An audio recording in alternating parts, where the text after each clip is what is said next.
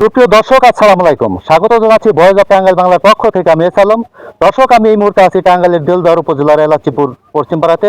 এলাচিপুর পশ্চিমপাড়াতে এই নদীর জন্য এই রাস্তাটি ভেঙে গিয়েছে। এই রাস্তাটি অনেক পুরনো ছিল। এই রাস্তাটি ভেঙে যাওয়ার কারণে এই সাইডে টুকসানপুর থেকে একদম এলাসিন পর্যন্ত অন্তত 8 থেকে 10টি গ্রামের মানুষের চলাচলে খুবই কষ্টসাধ্য হয়ে পড়েছে। যার জন্য এই অঞ্চলের সাধারণ মানুষ একাত্রিত হয়ে সিদ্ধান্ত নিয়েছে একটি বিকল্প রাস্তা বের করার জন্য। অনেকটুকু অগ্রসর হয়েছে, কিন্তু হয়তো একটু সমস্যা হয়েছে যে একটা পরিবার তাদের একটু জায়গা দিতে চাচ্ছে না। যার জন্য দেলদুয়ার নাগরপুরের এমপি মহোদয় জনাব রবিউল লাবলু সাহেব আসছেন এই সমস্যাটার সমাধান খুঁজে বের করার জন্য। সে কথা বলছেন, সবার সাথে কথা বলবেন, বুঝবেন এবং প্রশাসনের সাথে কথা বলে যে কোনো একটা ভালো সিদ্ধান্ত বের করবেন, এইরকমই আশা করছেন এই অঞ্চলের সাধারণ মানুষ। দর্শক, চলুন এর বিস্তারিত আমরা ভিডিওর মাধ্যমে দেখাই। প্রিয় দর্শক, আপনারা যে রাস্তাটি দেখতে পাচ্ছেন যে এলাচিপুর বাজার থেকে রাস্তাটা এখানে এসে শেষ হয়েছে। এখান থেকে বাম দিকে যে রাস্তাটা মোড় ঘুরেছে, এখানে একদম নদীর মধ্যে ভেঙে বিলীন হয়ে গেছে। যার জন্য এই অঞ্চলের জন্য সাধারণ মানুষের চলাচলের জন্য একটি বিকল্প রাস্তার খুবই প্রয়োজন হয়ে পড়েছে। কারণ এখানে রাস্তাটা প্রায়টাই নদীর মধ্যে ভেঙে গিয়েছে। কিন্তু দেখা যাচ্ছে যে এখানে যতটুকু বোঝা গেছে যে এই অঞ্চলের সাধারণ মানুষ একাত্রিত বসে একটি বিকল্প রাস্তার ব্যবস্থা করেছে, কিন্তু হয়তো একটি জমির জন্য যে খুবই সম্ভব যে একটি জমির জন্য বিকল্প রাস্তাটা করতে পারছে না বা সিদ্ধান্ত নিতে পারছে না। যার জন্য মাননীয় এমপি মহোদয় আজকে আসছেন। সে দেখবে, বুঝবে এবং উভয় পক্ষের সাথে কথা বলে, প্রশাসনের সাথে কথা বলে যথাসম্ভব চেষ্টা করবেন একটি বিকল্প রাস্তা বের করার জন্য।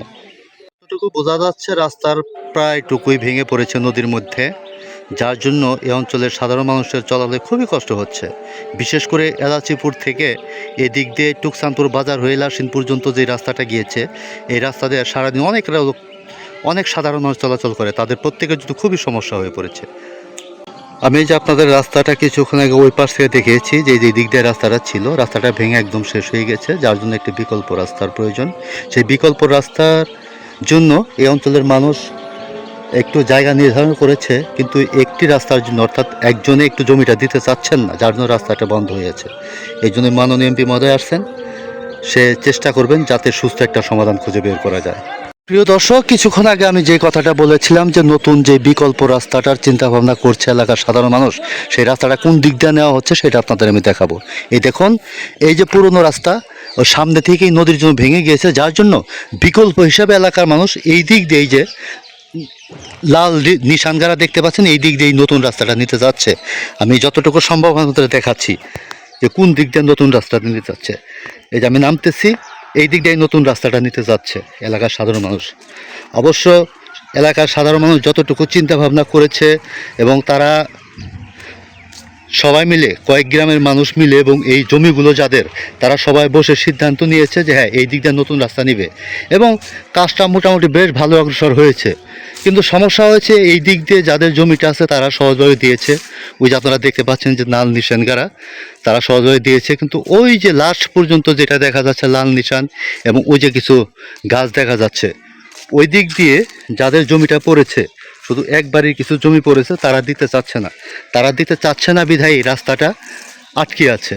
এখন এই বিষয়টি নিয়েই মাননীয় এমপি মহোদয় জনাব রবিউল লাবলু তিনি আসছেন। তিনি এসে একটু কথা শুনছেন, সাধারণ মানুষের কথা শুনতেছেন। এরপরে সে চিন্তাভাবনা করবে এবং যেই রাস্তা দিতে চাচ্ছে না তার সাথে কথা বলবে এবং প্রশাসনের সাথে কথা বলে যেটা ভালো হয়, যেটা সবার জন্য ভালো হয়, সেরকম একটা ব্যবস্থা করবেন বলে আমরা আশা করছি। আমি প্রথম যেটা বলেছি, একজন ভদ্রলোক তার নিজের জমির উপর দিতে চাচ্ছে না বিকল্প রাস্তার জন্য। সেই জমি, এই জমি এলা যদি রাস্তাটুকু দিয়ে দেয়, একটু সম্মতি দেয়, তাহলে হয়তো বিকল্প রাস্তাটা তৈরি হতে পারে এর জন্য।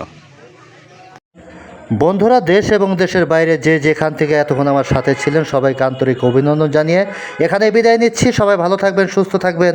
আসসালামু আলাইকুম।